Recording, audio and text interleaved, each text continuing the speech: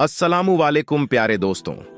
आज की इस वीडियो में हम आपको जो बात बताने जा रहे हैं, यकीनन ये बात जानकर आप हैरान हो जाएंगे और सोचने पर मजबूर हो जाएंगे कि ऐसा कैसे हो सकता है।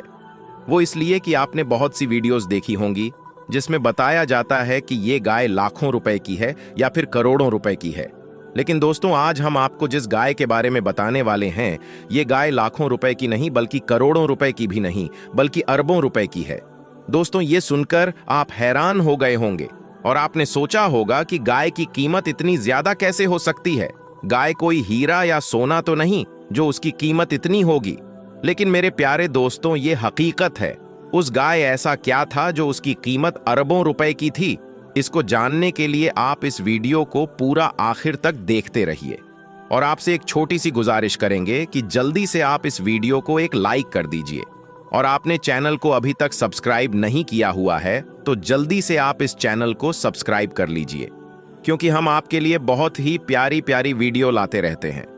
दोस्तों, ये वाकया कुछ इस तरह से है कि बनी इज़राइल में एक बहुत ही नेक औरत और एक अच्छा इंसान रहता था और उनका एक बेटा था जो बिल्कुल छोटा था और उनके पास सिर्फ एक गाय का बछड़ा था जो उन बुजुर्ग ने मरने से पहले उस बछिया को जंगल में ले जाकर, यानी उस गाय के बच्चे को जंगल में ले जाकर एक झाड़ी के पास ये कहकर छोड़ दिया था कि ऐ अल्लाह, मैं इस बच्चे को उस वक्त तक तेरी अमानत में देता हूं कि जब तक ये बच्चा बड़ा ना हो जाए। उसके बाद उस बुजुर्ग की वफात हो गई, यानी कि उस बंदे की मौत हो गई और कुछ ही दिनों के बाद वो बछिया बड़ी होकर, यानी बड़ी उम्र की हो गई और इधर ये बच्चा जवान होकर अपनी माँ का बहुत ज्यादा ख्याल रखता था। अपनी माँ का वो फर्मा बरदार और इंतहाई नेकोकार निकला। ये बच्चा इतना ज्यादा नेक था कि इससे आप अंदाजा लगा सकते हैं कि उसने अपनी रात को 3 हिस्सों में तकसीम कर रखा था। एक हिस्सा में वो सोता और एक हिस्से में वो इबादत करता और एक हिस्से में वो अपनी माँ की खिदमत करता था और रोजाना सुबह जंगल से लकड़ियां काट कर लाता था और उनको बेच देता था और जो भी पैसा उससे मिलता उन पैसों में से कुछ पैसों को गरीबों में बांट देता था और जो कुछ बचता था वो अपने ऊपर खर्च करता था और फिर उसके बाद जो भी पैसे होते थे और वो सारे के सारे पैसे अपनी माँ को दे देता था। एक दिन उस लड़के की माँ ने कहा कि मेरे प्यारे बेटे, तुम्हारे बाप ने जंगल में एक गाय छोड़ी थी जिसको उन्होंने झाड़ियों के पास जंगल में अल्लाह की अमानत में सौंप दिया था। अब तू झाड़ियों के पास जाकर ये दुआ मांगो कि या खुदा, तू मेरे बाप की दी हुई अमानत मुझे वापस दे दे। और उस बछड़े की निशानी ये है कि वो पीली रंग की है और उसकी खाल इस तरह से चमक रही होगी कि गोया सूरज की किरणें उसके जिस्म से निकल रहे हों। ये सुनकर लड़का जंगल में उस झाड़ी के पास चला गया और दुआ मांगी तो फौरन ही वो गाय दौड़ती हुई जाकर उसके पास खड़ी हो गई और ये उसको पकड़कर घर आया तो उसकी मां ने कहा कि बेटा, इस गाय को ले जाकर 3 दीनार में बेच डालो, लेकिन किसी ग्राहक को बगैर मेरे मशवरे के मत देना। यानी कि जब किसी आदमी को इस गाय को बेचना होगा तो उस आदमी के बारे में मुझे बता देना कि मैं इस आदमी के पास इस गाय को बेच रहा हूं। उन दिनों बाजार में गाय की कीमत 3 दीनार ही थी। बाजार में एक ग्राहक आया और हकीकतन वो एक फरिश्ता था। उसने कहा कि गाय की कीमत 3 दीनार है, लेकिन मैं तुम्हें उससे ज्यादा दूंगा मगर तुम अपनी मां से मशविरा किए बगैर ही मेरे हाथ में उस गाय को बेच डालो। लड़के ने कहा कि तुम चाहे जितनी भी ज्यादा कीमत दे दो, मगर मैं अपनी मां से मशविरा किए बगैर हरगिज गाय को नहीं बेचूंगा। फिर लड़के ने घर आकर सारा माजरा अपनी मां को सुना डाला तो मां ने कहा कि शायद ये ग्राहक कोई फरिश्ता होगा, इसीलिए मेरे बेटे तुम उससे मशविरा करो कि गाय को अभी बेचे या ना बेचे।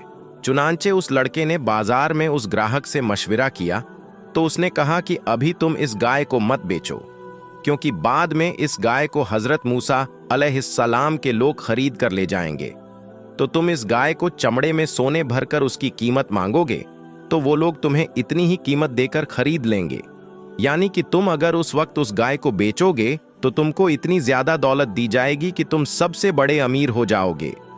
चुनांचे चंद ही दिनों के बाद बनी इज़राइल के एक बहुत ही मालदार आदमी जिसका नाम आमिल था, उसके चचा के दोनों लड़कों ने उसको कत्ल कर दिया और उसकी लाश को एक वीरान जगह पर फेंक दिया। सुबह सुबह कातिल की तलाश शुरू की गई मगर जब कोई सुराग ना मिला तो कुछ लोग हजरत मूसा अलैहिस्सलाम की खिदमत में हाजिर हुए और कातिल का पता पूछा। ए हजरत मूसा अलैहिस्सलाम, बादशाह को किसने कत्ल किया है आप बता दीजिए।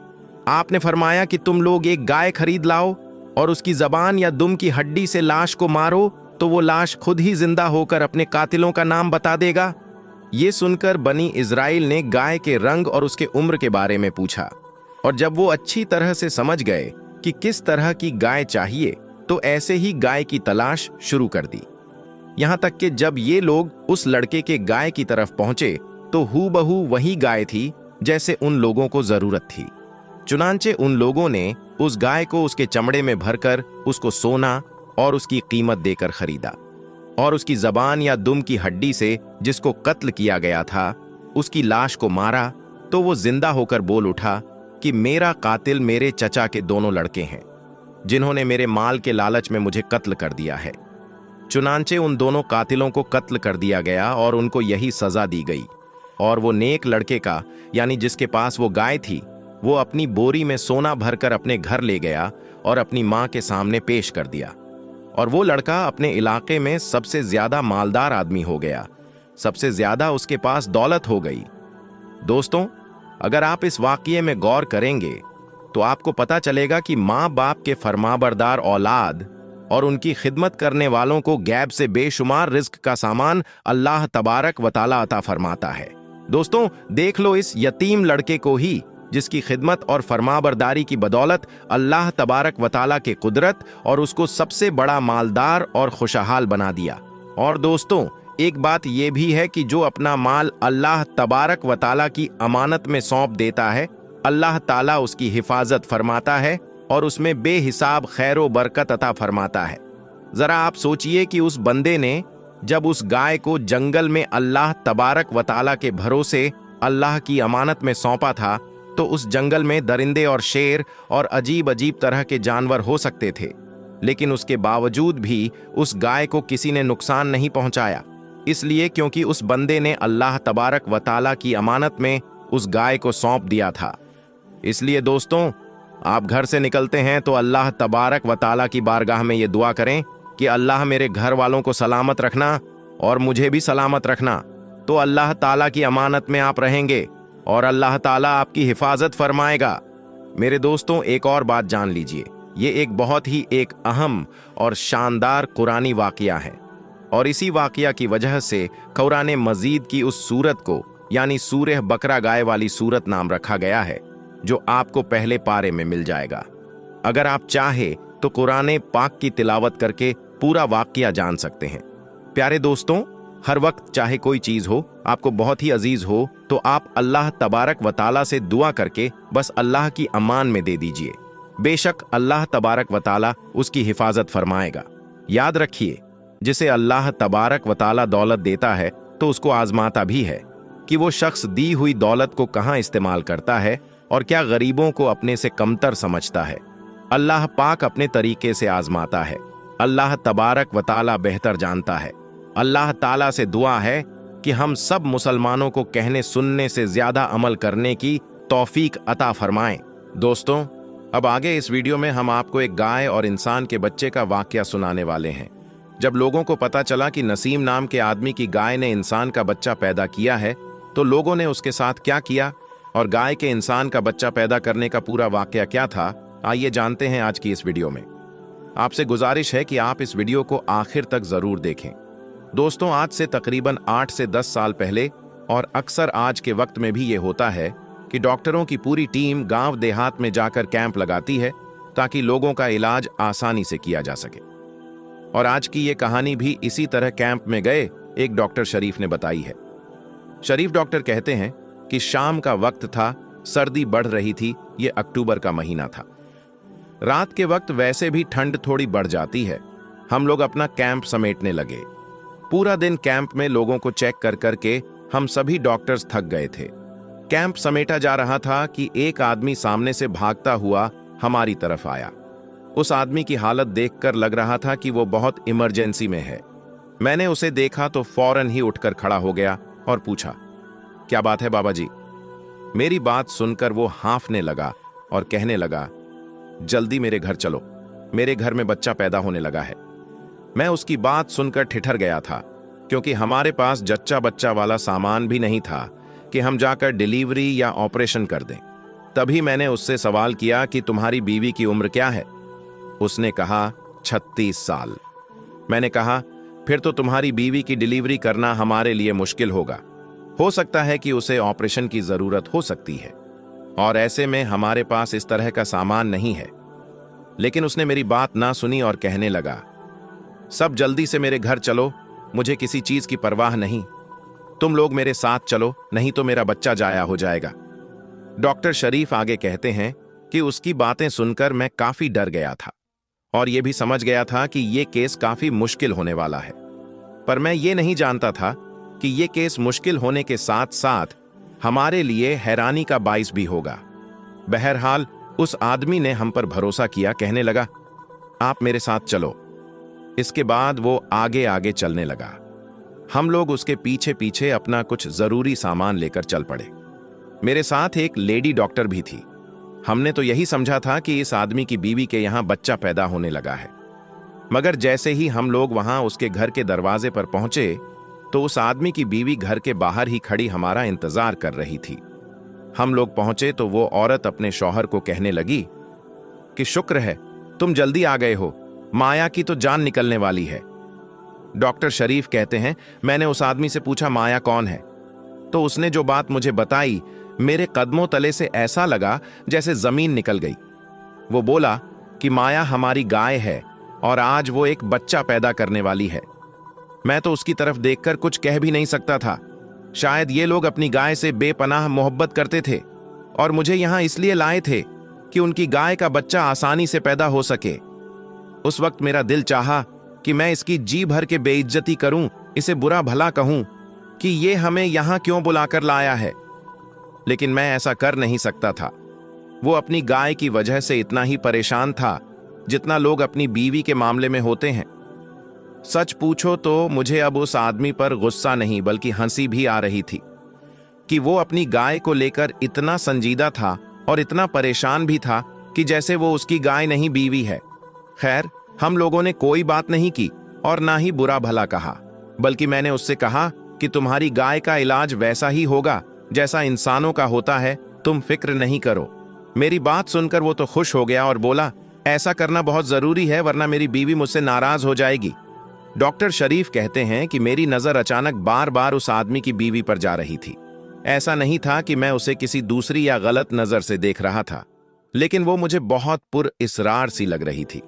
उसकी आंखों में अजीब सी शरारत और खवासत थी।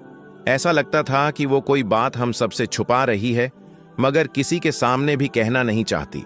वो औरत बार बार हमारे आसपास मंडरा रही थी। कभी कहती कि मेरी गाय को पानी पिला दो, तो कभी कहती कि इसे चारा खिला दो। मैं उसकी इन बातों से अंदाजा लगा पा रहा था कि गाय के बारे में वो भी बड़ी संजीदा थी। बिलाखिर हमने एक इंजेक्शन करीबी स्टोर से मंगवाया और गाय को लगा दिया। इंजेक्शन लगाने की देर थी कि गाय ने हलचल करना शुरू कर दी। ऐसा लगता था कि वो अब भी बच्चा जन्म देने वाली है। आमतौर पर जब भी कोई जानवर बच्चा पैदा करता है तो वो जमीन पर ही रखा जाता है, मगर जैसे ही गाय का बच्चा जन्म देने की बारी आई तो उस आदमी की बीवी फौरन भागकर एक कंबल ले आई। कंबल बड़ा खूबसूरत और नरम था। मैं उसे देखकर हैरान रह गया। मैंने पूछा, ये सब क्या है? तो उसकी बीवी बोली कि गाय जो अपना बच्चा जन्म देगी वो इसी पर आएगा, हम अपनी गाय के बच्चे को जमीन पर गिरने नहीं देंगे। मैं उसकी इन बातों से हैरान भी हो रहा था, लेकिन कुछ बोला नहीं। उस औरत ने गाय के आगे एक चारपाई रख दी और एक कंबल भी रख दिया। हम लोग तो ये सोच रहे थे कि यहां ज्यादा देर नहीं रुकना है, बस गाय बच्चा जन्म देगी और हम लोग चले जाएंगे। लेकिन ऐसा नहीं हुआ, क्योंकि अगले कुछ ही मिनटों में हम वो मनाजिर देखने लगे थे जो कि बहुत ही हैरान कुन था। उस औरत ने चारपाई पर कंबल रखा और चारपाई गाय के आगे कर दी। हमने सोचा कि अभी शायद डिलीवरी होने में वक्त है, इसीलिए क्यों ना अंदर बैठकर थोड़ा आराम कर लिया जाए, क्योंकि धीरे धीरे रात होती जा रही थी और मौसम भी ठंडा होने लगा था। अब हम उस आदमी के साथ जो हमें बुलाकर लाया था, उसके साथ उसके घर के आंगन से निकलकर अंदर कमरे में जाकर बैठ गए। अभी हमें बैठे हुए 10 से 12 मिनट ही हुए होंगे कि हमारे कानों में आवाज आई कि जल्दी आओ, गाय का बच्चा पैदा होने लगा है। शरीफ डॉक्टर कहते हैं कि हम लोग जब वहां गए तो जो कुछ हमने वहां देखा उसे देखकर हैरान रह गए, क्योंकि वहां कोई गाय का बच्चा तो था ही नहीं, बल्कि एक इंसान का बच्चा था जो गाय के पास रखा हुआ था। लेकिन उस बच्चे को देखकर यह बिल्कुल नहीं लग रहा था कि यह बच्चा अभी पैदा हुआ है। पहले तो मुझे समझ ही नहीं आया था कि यह बच्चा इंसानी है, मगर फिर जैसे ही हम लोगों ने गौर से आंखें झपक कर बार बार उसे देखा तो वाकई में वो एक इंसानी बच्चा ही था। हम सब लोग हैरान थे। मेरी हैरानी सबसे ज्यादा थी, क्योंकि मैंने आज तक किसी जानवर को इंसान से प्यार करते भी नहीं देखा था। किसी पालतू जानवर को भी मैंने अपने घर में नहीं पाला था। लेकिन जो मंजर मेरे सामने था वो इतना हैरान कुन था कि अगर आप भी मेरे सामने होते तो आपको इस मंजर पर यकीन नहीं आता और आप अपनी अक्ल पर शक करने लगते। उस आदमी की बीवी आगे बढ़ गई। उसने खुशी खुशी उस बच्चे को कंबल में लपेट लिया और कहने लगी कि डॉक्टर साहब, अब बच्चे को कोई वैक्सीन या इंजेक्शन वगैरह लगा दो ताकि आगे आने वाले वक्त में वो बीमार ना हो। मैं उस औरत को बेयकीनी से देखने लगा, मगर उसके चेहरे पर कोई हैरत नहीं थी। जितने हैरान हम सब लोग थे, उस औरत में 1% भी हैरानी नहीं थी। लगता था जैसे कि इस औरत को यह सब पहले से पता था कि गाय के पेट से इंसानी बच्चा आने वाला है। खैर, मैं हैरान खड़ा था और दूसरी लेडी डॉक्टर और उस औरत ने मिलकर बच्चे को अंदर कमरे में पहुंचा दिया और हम लोग बाहर ही खड़े रहे। इसके बाद अचानक गाय की हालत अजीब होने लगी। गाय की हालत इतनी अजीब होने लगी कि लोग भी डर गए थे। वो बिदकने लगी थी। गाय का इस कदर पागल होना हमें भी परेशान कर रहा था, जबकि वो आदमी जो हमें यहां लेकर आया था वो खुद भी हक्का बक्का खड़ा था। ये सब उसकी भी समझ से बाहर था कि ये सब कुछ मुमकिन कैसे हुआ। वो आदमी मुझे देखकर रोने लगा और बोला कि मैं बर्बाद हो गया हूं। आज तो मेरे साथ वो होगा जो जिंदगी में कभी नहीं हुआ। मैं लुट गया हूं, मेरी दुनिया तबाह हो गई। मैं एक कमजोर मर्द हूं। उसकी बातें टूटी फूटी थीं और मुझे कुछ समझ नहीं आ रहा था कि वो क्या कह रहा है। उसका नाम नसीम था। मैंने कहा, नसीम, क्या बात है? मैं समझ सकता हूं कि तुम्हारी गाय की तबीयत बिगड़ रही है, पर इसमें रोने वाली क्या बात है? मैं खुद हैरान था और उससे ठीक तरीके से बात नहीं कर पा रहा था। मुझे लगा कि शायद वो गाय की तबीयत के बारे में बात कर रहा है। कहने लगा कि नहीं, मैं अपनी गाय की वजह से परेशान नहीं हूं, बल्कि मुझे तो इस बच्चे ने लूट लिया। मुझे इस बच्चे ने कहीं का नहीं छोड़ा। वो आदमी अपने सर को पीटता हुआ एक तरफ बैठ गया था, जबकि मेरी तवज्जो सारी की सारी उस गाय की तरफ चली गई। ऐसा लग रहा था जैसे किसी ने गाय को बहुत ज्यादा मारा पीटा है। लेकिन मुझे नसीम ने बताया कि ऐसी बात नहीं है। दरअसल किस्सा बहुत मुख्तलिफ है। आप भी सुनेंगे तो हैरान रह जाएंगे और मेरे ऊपर रोएंगे। नसीम ये कहकर मेरे सामने ही बैठ गया। मैंने उससे पूछा कि क्या माजरा है, इसमें रोने वाली क्या बात है?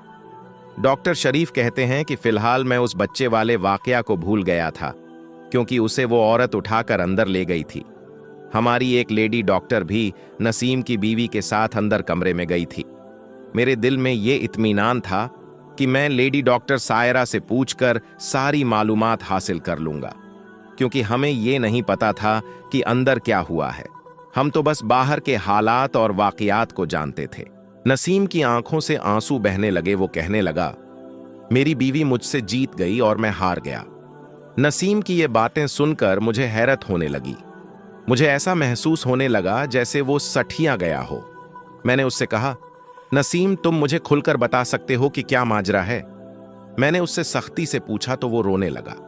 रोते रोते अचानक चुप हो गया और कहने लगा, मैं आपको अपनी कहानी अपने लफ्जों से सुनाने की बजाय एक ऐसा मंजर दिखाऊंगा कि देखकर आपके के भी रोंगटे खड़े हो जाएंगे और आपको मुझ पर तरस आएगा।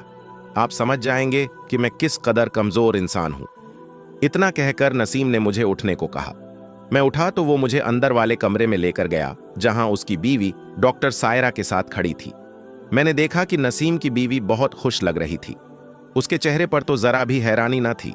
लेकिन फिर नसीम ने एक ऐसी चीज मुझे दिखाई जिस पर नजर जाते ही ऐसा लगा जैसे मेरी तो जान निकल गई है। मुझे लगा मैं कोई ख्वाब देख रहा हूं। किसी इंसान की बीवी ऐसी भी हो सकती है। मैं तो कभी ख्वाब में भी नहीं सोच सकता था। खैर, मैं चुपचाप बाहर आ गया। मेरे मुंह पर सिर्फ खामोशी का ताला लगा था। नसीम ने मेरे आगे हाथ जोड़े और कहने लगा, मेरे दोस्त, मेरी मदद करो, वरना मैं बर्बाद हो जाऊंगा। मैं तुम्हारे सामने बहुत मजबूर होकर हाथ जोड़ रहा हूं। तुम मेरी मजबूरी समझ गए हो। मेरी बीवी को हरगिज इस बात का पता नहीं चले। तुम ऐसा करो कि अपने किसी दोस्त से मशविरा करो इस सूरत हाल के बारे में और मुझे बताओ मुझे क्या करना चाहिए। मेरे पास सिर्फ 1 हफ्ते का वक्त है, उसके बाद मैं मुकम्मल तौर पर बर्बाद हो जाऊंगा। डॉक्टर शरीफ कहते हैं कि नसीम के जुड़े हुए हाथ देखकर मुझे तरस आ गया। मैंने सोचा कि मुझे नसीम की मदद करनी चाहिए। वो बहुत बड़ी मुसीबत में मुब्तला था। उसकी हर एक चीज खतरे में थी। अगरचे उसके घर में एक इंसानी बच्चा आ गया था, लेकिन नसीम की तो जान पर बनी हुई थी। अगर नसीम की जगह कोई भी होता तो ऐसा ही सोचता। मैंने नसीम से वादा किया कि मैं उसकी मदद करूंगा। डॉक्टर सायरा जब कमरे से बाहर आई तो मैंने उन्हें भी सारी बात बता दी। मेरी बात सुनकर डॉक्टर सायरा को ज्यादा हैरत नहीं हुई थी। डॉक्टर सायरा ने वादा किया कि वो इस मामले में मेरी मदद जरूर करेंगी, लेकिन मैं और डॉक्टर सायरा अकेले कुछ नहीं कर सकते थे। हम लोग जब शहर पहुंचे, हमारे पास नसीम का मोबाइल नंबर भी था। हमने जाकर उसके बच्चे की बनाई हुई तस्वीरें और वीडियो बाकी डॉक्टर्स को भी दिखाई। वैसे तो वो अब भी हमारे जैसे ही डॉक्टर्स थे, लेकिन हमारे ग्रुप में एक सीनियर डॉक्टर भी थे जिनकी उम्र 40 से 50 के दरमियान थी। वो इन मामलात को फौरन समझ जाते थे। बच्चे की तस्वीरें और डिलीवरी की कहानी सुनने के बाद डॉक्टर दानिश ने हमसे कहा कि हमें इस मामले में नहीं पड़ना चाहिए। ये सुनकर मुझे बड़ी हैरत हुई, क्योंकि हम नसीम की मदद करना चाहते थे और डॉक्टर दानिश ऐसी बातें कर रहे थे। ये तो खुदगर्जी हुई, सरासर खुदगर्जी है। आपको कुछ तो एहसास करना चाहिए। मेरी बात सुनकर डॉक्टर दानिश मुस्कुराए और बोला, मैंने ये कब कहा है कि तुम लोग उसकी मदद ना करो। मैं सिर्फ इतना कह रहा हूं कि यह मामला तुम लोगों के बस की बात नहीं है, क्योंकि तिब्बी तौर पर तो आज तक ऐसा नहीं हुआ कि किसी जानवर ने या फिर किसी गाय ने इंसान का बच्चा जन्म दिया हो। इसीलिए इस काम में पड़ने की बजाय तुम लोग किसी मौलाना को पकड़ो या गांव के किसी बुजुर्ग से बात करो, उनसे ये सारी कहानी बयान करो और उनसे कहो कि वो नसीम की मदद करें। और उसकी बीवी की हकीकत भी उस वक्त तक मालूम नहीं होगी जब तक तुम लोग किसी मौलाना से या बुजुर्ग से राब्ता नहीं करते, क्योंकि ये मामला मेडिकल से बाहर है। डॉक्टर दानिश की बात अब मेरी समझ में आ गई थी। सायरा ने भी मुझसे कहा कि किसी मौलाना या बुजुर्ग से बात करनी चाहिए, क्योंकि ऐसे मसाइल में उनका मशविरा लेना बड़ा जरूरी होता है। मैं भी ये बात समझ गया था। मेरे पास वक्त कम था, मेरी मसरूफियत भी बहुत ज्यादा थी, लेकिन मुझे नसीम के जुड़े हुए हाथ याद आ गए। उसने मुझसे बहुत बड़ी बात कही थी। नसीम ने कहा था कि मेरे दोस्त मुझे बर्बाद होने से बचा लो। इसीलिए मैंने मौलाना साहब के सामने जाकर सारी कहानी बयान कर दी। सारी बात सुनने के बाद वो भी हैरान हो गए। कहने लगे, मैंने आज तक ऐसी किसी चीज के बारे में नहीं सुना, पहली बार मैं तुमसे सुन रहा हूं। मेरे पास कई केस आए हैं, लेकिन जो तुम बता रहे हो कि एक गाय ने इंसानी बच्चा जन्म दिया है, ऐसा मैंने पहली बार सुना है। लेकिन मैं तुम्हारे साथ चलने को तैयार हूं, क्योंकि नसीम भी मुसलमान है और हमें उसकी मदद इस मुश्किल घड़ी में जरूर करनी चाहिए और पीछे नहीं हटना चाहिए। अल्लामा साहब की बात बात सुनकर मुझे बड़ा हौसला हुआ। मैंने उनको वो चीज भी दिखा दी जो नसीम ने मुझे दी थी। मैंने नसीम की चीज अल्लामा साहब को दे दी। वो भी बड़े हैरान थे। कहने लगे कि हमें जल्द से जल्द वापस नसीम के गांव चलना होगा। हम लोग अगले ही दिन एक बड़ी सी गाड़ी में बैठकर नसीम के घर की तरफ रवाना हो गए।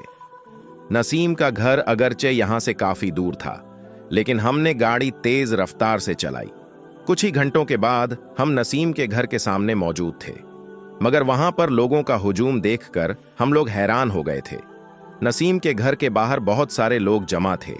हमें लगा कि शायद कोई नागहनी आफत आ गई होगी। खैर, हम लोग गाड़ी से नीचे उतरे। देखा तो नसीम के घर में बहुत सारी बातें हो रही थीं। पूरे गांव के लोग जमा थे और लोग आपस में बातचीत कर रहे थे। सब लोग उस बच्चे को देखने आए थे जिसके बारे में ये मशहूर था कि ये बच्चा गाय ने जन्म दिया था। नसीम की बीवी खुशी खुशी सबको वो बच्चा दिखा रही थी। उसकी आंखों में एक अजीब सी मस्ती थी। उसके वजूद से ममता तो बिल्कुल न छलक रही थी। लगता था जैसे किसी खिलौने को उठाकर फिर रही है। मगर मैं उसकी हकीकत से अभी तक वाकिफ नहीं था। अल्लामा साहब ने कहा कि वो नसीम से बात करेंगे, मगर अकेले कमरे में, और हमें भी कुछ नहीं बताएंगे। नसीम जब अल्लामा साहब से मिला तो बड़ा खुश हुआ। अंदर कमरे में जाकर तन्हाई में उनसे बात करने के बाद जब वो बाहर आया तो उसके चेहरे पर एक अजीब सा रौब और खुशी थी।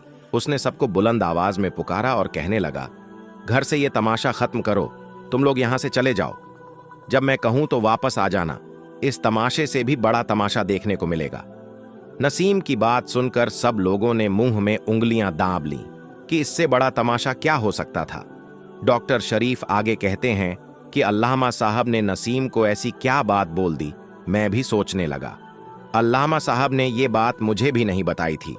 हमें भी घर से बाहर निकाल दिया गया। मैं और डॉक्टर सायरा गाड़ी में आ गए थे। हम लोग इंतजार भी कर रहे थे कि कब ये राज खुलेगा। मुझे सबसे ज्यादा बेसब्री से इंतजार इस बात का था कि नसीम की बीवी के कब असली रंग सबके सामने आएंगे और हमें भी उसकी असलियत देखने को मिलेगी। गांव वाले सब हैरान थे, मगर किसी को यह नहीं पता था कि असल वाकया क्या है। जो भी आता वो उस गाय को देखता और इस माजरे को देखकर अश कर उठता था। इंतजार करते करते दिन ढल गया और रात होने लगी। तभी नसीम ने खुशी खुशी हम सबको घर में दाखिल होने के लिए कहा। जब हम लोग घर में दाखिल हुए तो घर का मंजर ही अजीब सा था। पूरे घर में मोमबत्तियां जलाई गई थीं। एक हिसार खींचकर नसीम की बीवी को उसके अंदर बिठाया गया था, जैसे कोई मुजरिम किसी कटघरे में खड़ा होता है। नसीम की बीवी भी वैसे ही खड़ी थी और अल्लामा साहब कुछ फासले पर कुर्सी पर बैठे हुए थे। उनके चेहरे पर एक सन्नाटा और रौब तारी था। कुछ देर बाद उन्होंने नसीम से खाना तेल मंगाया, जो काफी देर से आग पर गर्म हो रहा था और उबल कर लाल हो रहा था। जो तेल नसीम की बीवी के कान में डलने वाला था। जब नसीब की बीवी को यह सब पता चला कि ये तेल मेरे कानों में डाला जाएगा तो वो चिल्लाने लगी और कहने लगी, ये सब बंद कर दो, मैं सब कुछ सच सच बताती हूं। मौलवी साहब ने कहा, तू खुद अपने मुंह से ये सारी हकीकत अपने गांव वालों को बता दे, वरना तुझे अपने अंजाम तक पहुंचने से यहां कोई रोक नहीं सकेगा। अल्लामा साहब के इस बात को सुनना था कि वो औरत हाथ जोड़कर माफी मांगने लगी और कहने लगी, मुझे माफ कर दो, मैं सब कुछ सच सच बताती हूं। आइंदा के बाद ऐसी बात मेरे मुंह से ना निकलेगी। मैं ये गांव छोड़कर चली जाऊंगी। नसीम की बीवी ऐसे गिड़गिड़ा रही थी जैसे उससे कोई बहुत बड़ा जुर्म हो गया हो। उसने अपने आंसू पोंछे और सबके सामने सर झुकाकर बोली, ये सच है कि मैं गुनहगार हूं, मुझसे बहुत बड़ी खता हो गई है। मैं नसीम की बीवी हूं। मैंने बहुत अरसा पहले इस्लाम कबूल किया था, मगर मैं दिल से गैर मुस्लिम थी और हमेशा रहूंगी। मैंने कभी इस्लाम कबूल नहीं किया। मैं उल्टा नसीम को भी अपनी मोहब्बत में फांस कर अपने मजहब की तरफ लाना चाहती थी। बस मेरे दिल में यही अरमान था कि नसीम किसी तरह से मेरे मजहब में आ जाए। शादी के बाद जब हमें पता चला कि हमें औलाद नहीं होगी तो मैंने नसीम से कहा कि तुम मुझसे शर्त लगा लो, अगर गाय के पेट से इंसान का बच्चा पैदा हो तो तुम मेरे मजहब में दाखिल हो जाओगे। कुछ दिन तो नसीम इस बात पर बहस करता रहा कि यह बात मुमकिन ही नहीं है, मगर फिर मैंने कहा कि मान लो, अगर ऐसा हो जाए तो क्या तुम मेरे मजहब में दाखिल हो जाओगे? नसीम ने कोई जवाब ना दिया, लेकिन फिर कुछ सोचकर कहा कि हां, मैं तुम्हारे मजहब में दाखिल हो जाऊंगा। शायद नसीम का भी ईमान कमजोर था। एक कमजोर लम्हे में मैंने उससे ये बात मनवा ली। फिर इसके बाद जब हमारी गाय पेट से हुई तो नसीम डॉक्टर्स को बुला लाया। मुझे मेरा मंसूबा टूटता हुआ नजर आया, लेकिन जब नसीम और ये डॉक्टर्स मेरे घर आए तो गाय का बच्चा होने में वक्त था। मैंने इन लोगों को बातों में लगाकर किसी तरह अंदर भेज दिया, और जैसे ही ये अंदर गए तो मैंने गाय के बच्चे को निकालने का काम शुरू कर दिया, और गाय ने एक गाय का ही बच्चा पैदा किया था। मैंने उस बच्चे को लिया और अंदर वाली कोठरी में छुपा दिया, और एक इंसान का बच्चा जो मैंने पहले से ही लाकर वहां रखा हुआ था वो लाकर गाय के पास रख दिया और शोर मचा दिया कि जल्दी आओ, गाय ने बच्चे को जन्म दे दिया है। अब उस औरत की असलियत सबके सामने आ चुकी थी। नसीम से अल्लामा साहब ने माफी मांगने को कहा, तौबा करने को कहा, क्योंकि ईमान तो उसका भी कमजोर था। उसकी बीवी ने मुंह से अपनी हकीकत बता दी थी, वरना पता नहीं बेचारे नसीम का क्या होता। दोस्तों, वैसे तो इस कहानी की कोई असल नहीं है और ये फर्जी कहानी है, लेकिन इसमें हमारे लिए काफी सबक है। सबसे पहले तो अपना ईमान मजबूत रखो, और दूसरा, जब आपका कोई मुसलमान भाई परेशान हो, उसको मदद की जरूरत हो, तो उसकी मदद जरूर करो। ये वीडियो आपको कैसी लगी कमेंट बॉक्स में जरूर बताएं। तो दोस्तों, आज की इस वीडियो में बस इतना ही। हम मिलेंगे आपको अगली वीडियो में। तब तक के लिए अल्लाह हाफिज।